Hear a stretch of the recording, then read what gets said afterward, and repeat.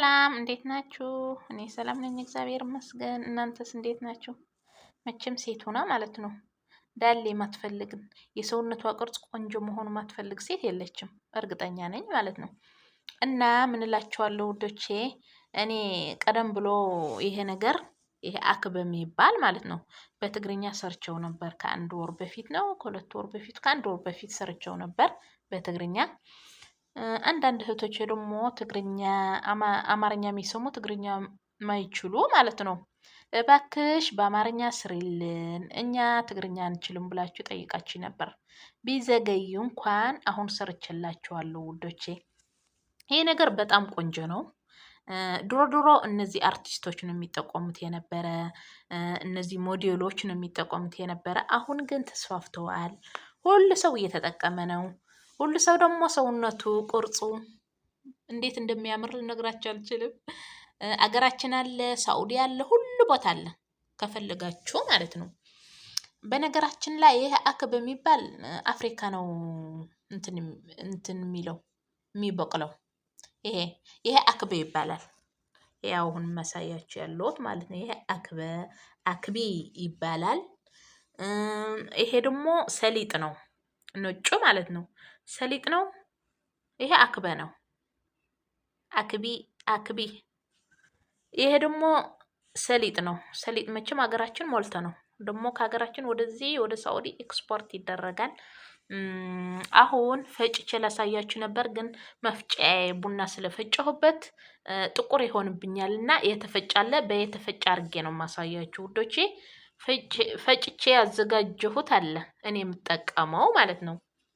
ማለት ለአንድ ሳምንት የሚሆን በአንድ ጊዜ ነው የምፈጨው፣ ጊዜ ስለሌለ ማለት ነው። አሁን እናንተ የምታርጉት ከዚህ ከአክበ እኔ ለአንድ ቀን ከሆነ ከዚህ ከአክበውን 6-7 ፍሬ አርጋለሁ። 6-7 ፍሬ አርጋለሁ እንደዚህ ማለት ነው። 6-7 ፍሬ በቂ ነው ለአንድ ቀን፣ ለአንድ ጊዜ የምትጠጡት ማለት ነው። እንደዚህ 7 ፍሬ ወይ 6 ፍሬ አርጋለሁ። ከሰሊጥ ደግሞ 1 ማንኪያ እንደዚህ 1 ማንኪያ አረጋለሁ። ትንሽ ጨምር አርግበታለሁ እንዲፈጭልኝ ማለት ነው፣ እንዳያንስብኝ። ከዛ በደንብ አርጌ ፈጨዋለሁ። በደንብ ዘይት ያወጣል።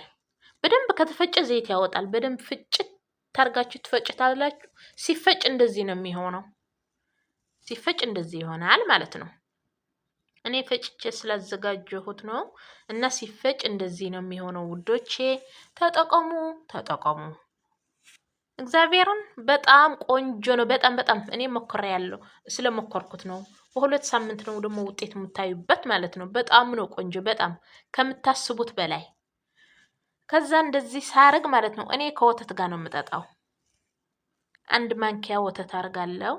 ከዚህ 1 ማንኪያና ትንሽ አርጋለሁ ከተፈጨውን ማለት ነው። ከአክበውና ከዚህ ከፈጨሁት ካዘጋጀሁት 1 ማንኪያና ትንሽ አርጋለሁ። 1 ማንኪያ ደግሞ ወተት አርጋለሁ። እኔ የተጠቀምኩበት ወተት ማለት ነው ፓውደር ነው። ፓውደር ነው የተጠቀምኩት። እናንተም ካገኛችሁ ፈሳሹ ችግር የለውም፣ የተገኘ ብቻ ስኳር አርጉበት እንዲጣፍጣችሁ እንድትጠጡት ማለት ነው። ትንሽ እንትኑ ሽታውን ስለሚያስጠላ ይሄ አክብ የሚባል ስኳር አርጋችሁ በደንብ አርጋችሁ አማስላችሁ ያሞቃችሁት ውሃ አርጋችሁ ነው የምታዘጋጁት ማለት ነው። ከዛ በደንብ አርጋችሁ አማስላችሁ መጠጣት ነው፣ ሌላ ምንም የለም። እና በቀን 1 መሆን አለበት። ምግብ ሳትበሉ መጀመሪያ ደግሞ ምግብ በጣም ነው የሚያስበላ ማለት ነው። አሁን በተለይ እዚህ መዳም ቤት የምንሰራ ስራችን እስከምንጨርስ ይሄ ጠጥተን ስራችን እስከምንጨርስ ቆንጆ ነው። እና ተጠቀሙበት ውዶቼ፣ ጠጡ።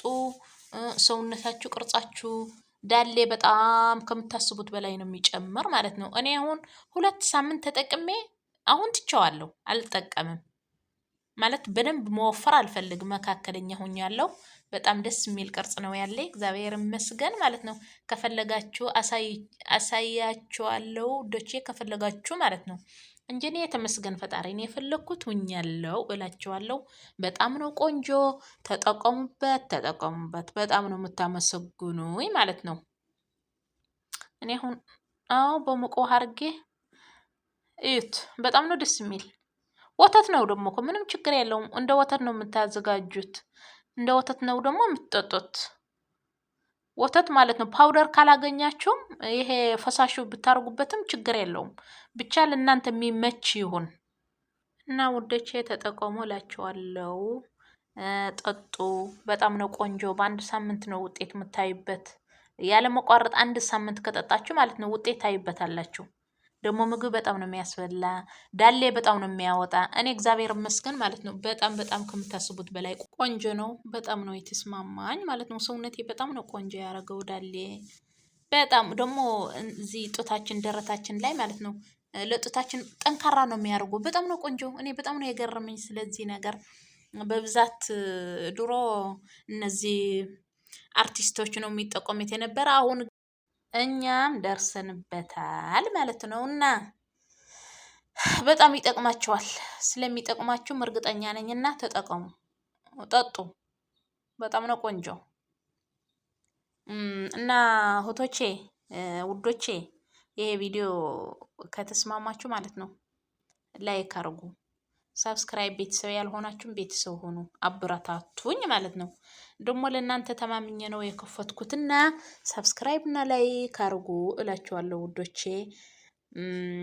በሌላ ቪዲዮ እስከምንገናኝ ደህና ሁኑልኝ፣ ደህና ሰንብቱልኝ። በጣም ነው የማመሰግናችሁ ስለ ሁሉ ነገር፣ በጣም ነው የማመሰግን እላችኋለሁ። ስለ አማርኛውን ግን ምን ይደረግ ሰበርበርበርበር አድርጌዋለሁና ምን ይደረግ ብላችሁ እግዚአብሔርን አንድ ቃላትማ እየጠፋብኝ